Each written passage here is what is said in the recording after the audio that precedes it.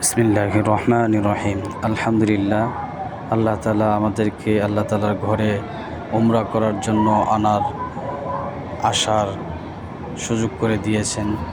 যিনারা এরাদা রাখেন আসার জন্য, আল্লাহ তাআলা ওনাদেরকেও আসার তৌফিক দান করুন। এটাই হলো উমরা গেট।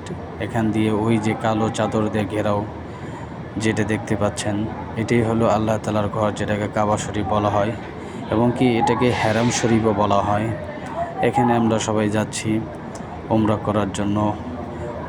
এখানে আসওয়াদ পাথর থেকে উমরার গণনা শুরু হয়। আসওয়াদ পাথর বরাবর গ্রিন লাইট আছে, সেখান থেকে আমাদের 7 চক্কর দিতে হবে। অনেকেই ভুল করে থাকেন, অনেকেই শুধু এখানে তোয়াব করার পর চলে যান, সাফা মারওয়া সাই না করে। আল্লাহ তাআলা আমাদের সবাইকে উমরার তরতিবগুলি জেনে বুঝে আমল করার মতো সবাইকে তৌফিক দান করুক।